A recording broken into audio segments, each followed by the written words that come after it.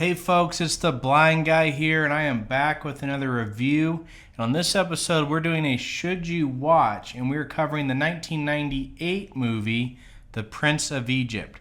So I was going to do this originally as just a Should You Watch This Movie episode, but I think this movie is so good and such a classic already that I'm just going to skip that and say, yes, you should watch it, absolutely.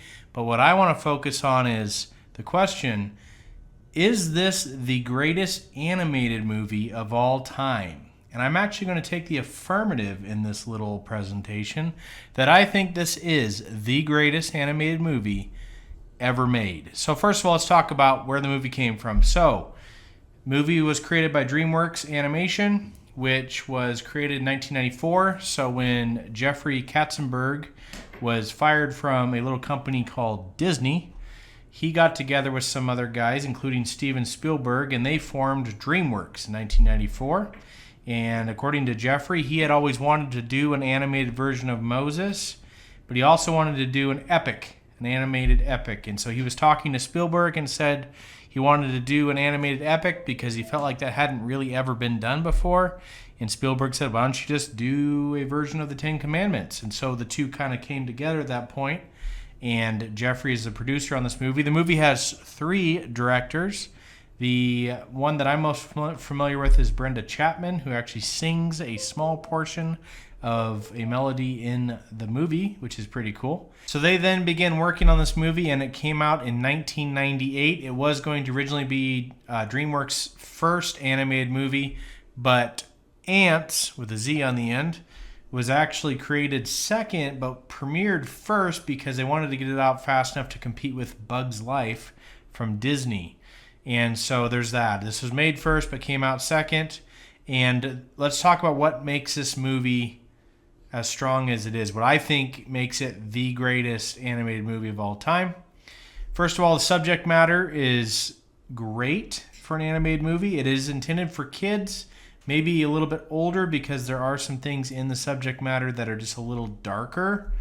But a Moses story that is actually true to the biblical account, fairly true. I mean, there are some historical license and artistic licenses taken, but for the most part, this is a faithful adaptation of the Moses account. And I believe, when I was a child and saw this in the theater, I believe it originally said, there's a text at the beginning, I believe it originally said, I want to look into this, that the creators of the movie actually believed the account was true. And you can tell that by the faithfulness and just the somberness and honor that they do the original story.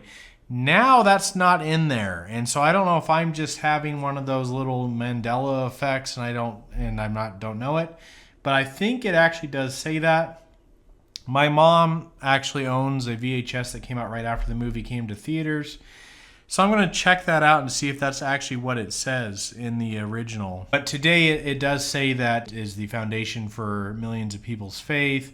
It's still good what it says at the beginning, but I think it did say that the creators actually believed in it, which would make sense because a lot of them are practicing Jews. And so that would make sense. So there's that. Just the respect and honor that they did for the original story. I don't think it's necessarily the most accurate adaptation. Some of the timeline has been shortened a little bit. Moses is younger when he comes back. The magicians, Pharaoh's magicians, the movie kind of implies that they're just doing tricks to replicate the miracles, when in the biblical text it seems like they actually can, to a certain extent, replicate some of the miracles. And Aaron plays a much more skeptical role in this, Moses' brother Aaron, and is not along with him for a lot of it that he would be in the biblical text, where Moses' wife Zipporah is actually there more than I think she is in the biblical text. So the little things like that, and they make Moses' killing of the Egyptian look more like maybe a negligent accident, like he's trying to stop him, but he accidentally goes too far and kills him, when it seems like, no, he just kills him in the original. But I can understand why maybe they lighten that up a little bit just because it is a kid's movie. And so little nitpicky things like that. But I do not think that detracts from the movie. I think it is the best Moses movie ever made. Sorry, Charlton Heston. I just think it is. which, Charlton Heston's version, the Ten Commandments, has some liberties taken as well. So there is no perfect version of the story, but this is head and shoulders, light years ahead of Gods and Kings, Ridley Scott's version, which I just think was pretty bad and could have been very, very good. So I think that honoring the story and treating it as if it is true is a very good thing for filmmakers to do. And what Ridley Scott did in the other one, where he made it so that you didn't really know whether it really happened, or maybe if you were more of a materialist or an atheist, you didn't have to believe that they were real miracles. Let's just stop with that and just operate under the presupposition that the story is true. And you'll get a much better movie regardless of whether you personally think it's true or not. So I'll get off my soapbox on that, but that's always just bothered me a little bit. Another strength that the movie has is its cast. For a 1990s cast, this is like the all-star cast. So Moses is played by Val Kilmer. Ramesses is played by Ralph Fiennes. Moses' wife, Zipporah, is played by Michelle Pfeiffer. Sandra Bullock is in this. Jeff Goldblum. Patrick Stewart, should I say Sir Patrick Stewart. Helen Mirren is in it. And Steve Martin, Martin Short, Danny Glover. I mean, this thing has everybody in it from the 90s. It's amazing that they were able to pull that staff in, or that cast in. And that's always been considered one of the strengths of the movie, is then you have these actors who are extremely competent in voice acting. And so it's got a much far above average voice acting in it. It's very well done. You feel like you're almost watching more of almost like a Broadway presentation than just an animated movie. And so that's one huge strength the movie has. Another one is the music in this movie is absolutely phenomenal. So if you're kind of a fan of musical scores and songs, you would realize that they had the dream team on this thing. So the music was composed by Hans Zimmer, and the songs were written and created by Stephen Schwartz. And so, those two are put together as really like the dream team when it comes to something like that. And you can see it because these are Broadway style. I'm not always a huge fan of musicals, but these are so well done, and they're so good at charging the emotion and moving the story along. I love all the songs in this movie, and I just think they're one of the strong points. And then the way the score is done, Hans uses what's in music's called a motif, which is a thematic melody that's repeated in order to hint at a theme in the score, and without having to hit you in the face with it. And there's lots of movies do this, but this is one of the absolute best at doing it. So there's a motif for the theme of deliverance. River, oh river, flow gently for me. There's a motif for the theme of miracle.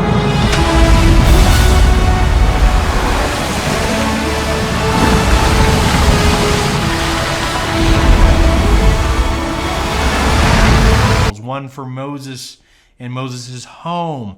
I mean, there's like a half dozen of them that are repeated and used, and there's very subtle at times, but I've noticed a few more than I hadn't noticed before this last time I watched it. So did a showing of this for my church actually, and we had the great big projector screen, and I actually EQ'd all the sound and stuff, and so it was very, very cool. It sounded great. It looked amazing, and we had a lot of fun. But with that, the sound being so loud, I was able to pick up a few more things in the score that I hadn't done before. Something he did that I hadn't noticed was he starts using the melodies from songs that haven't even been sung yet earlier in the movie, just very subtly in the score, to hint at those themes that are coming up in the song. So another aspect of the music, I'll actually show you guys a scene on how ingenious this thing is it drives what's being thought and the emotions that are going through Moses' head, Moses' heart. And so in this scene, you're going to see his father, Pharaoh, talk about the murdering of the innocents, and where all the Hebrew children were murdered.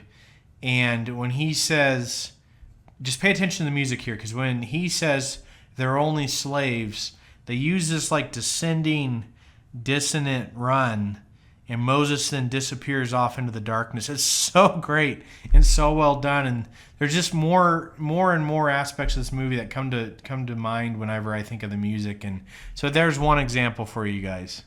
They were only slaves.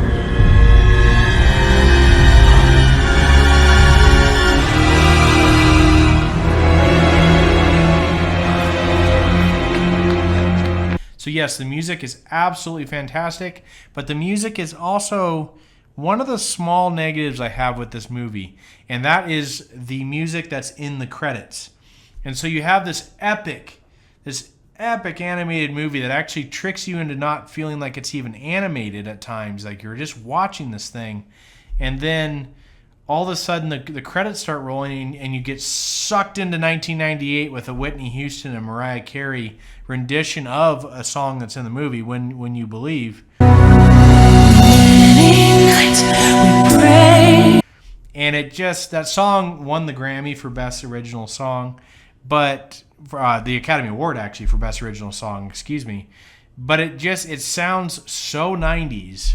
And then I think it's a Boyz II Men song after that, and they just sound so soft rock R&B 1998 that it just pulls you out of the experience. Now, I don't actually use that to detract from the movie, because to me the credits, they're part of the movie, but they're not really part of the movie kind of thing. So I just wish they had maybe taken When You Believe from the movie and done it again in the credits, maybe a different rendition, but kept it with the score behind it and the original singers, which Michelle Pfeiffer is actually one of the singers in the original in the movie, which is pretty cool when you know that. That's one of the only things that really bothers me in this movie is the credits. But other than that, the movie itself, I think, is absolutely fantastic. Another strength that it has is the last 20 minutes or so of this movie is incredible. So you start with the Passover. You get the foretelling of the Passover.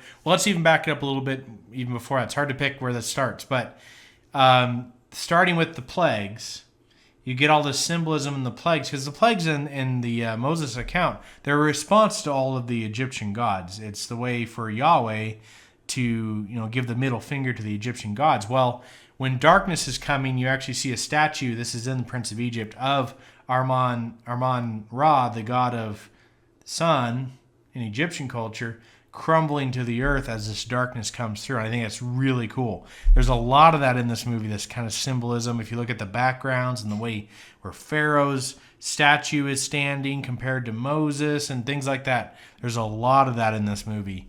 But that just something came to mind too, that there is the account in this where Moses and Ramesses are brothers.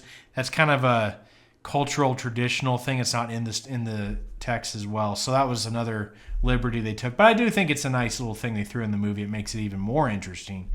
But let's get back to that last 20 minutes. So starting with those 10 plagues, you then get to the Passover, which is done really cool. A really cool way. I hadn't seen it done this way before. The way they depict Abaddon, the destroyer, when it comes through and kills the firstborn, but passes over the blood on the doorposts.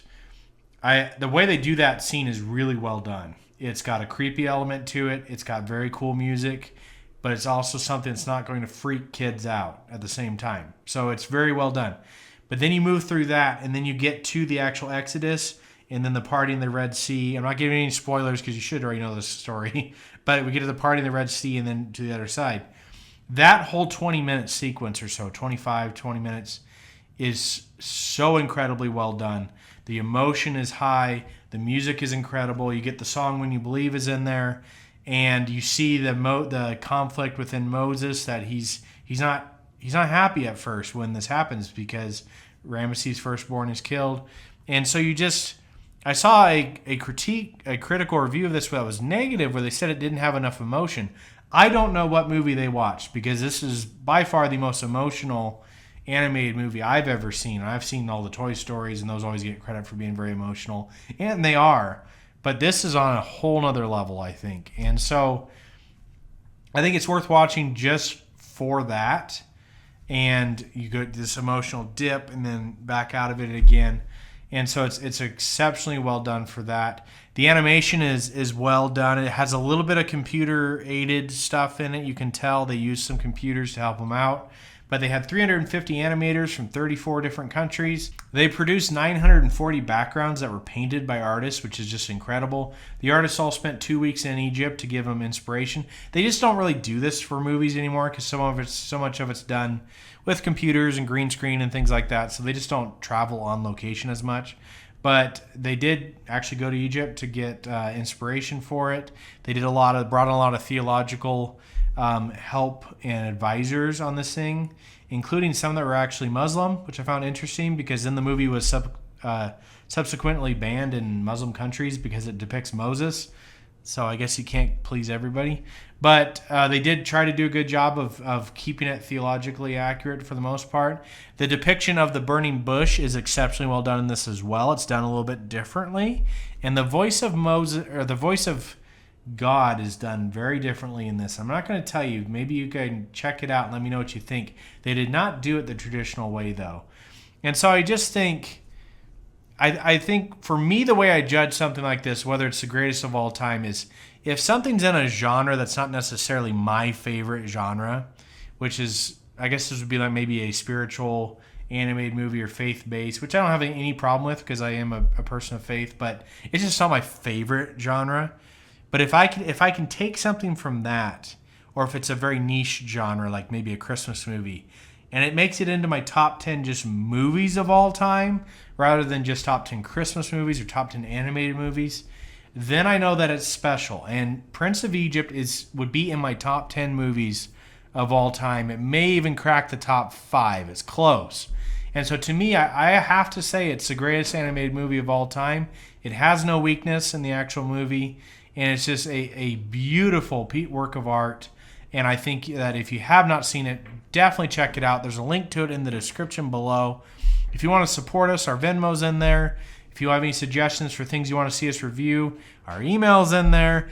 And I know I haven't been producing I haven't producing videos as quickly. I've been working on a lot of stuff on the side that's coming soon. And so we got some books coming out. We've got some merchandise coming out, a lot of t-shirt designs coming out, some political t-shirts designs for you guys. You're going to start seeing videos on those start coming out pretty quickly here. And so I thank you guys so much for all your support. I do this for you guys and to help you out with that. And you're going to see more videos start coming out here. So I'm not taking naps on the side. I am actually working, but that's the reason you guys haven't seen much recently. So a little bit longer video this time, but I think it'll be worth watching, and definitely check this one out. That is 1998's The Prince of Egypt.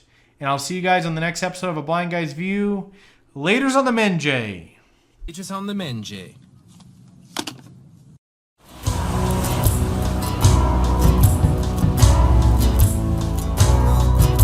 Ships on bigger of the waves are skimming, barren summits to the verdant plains.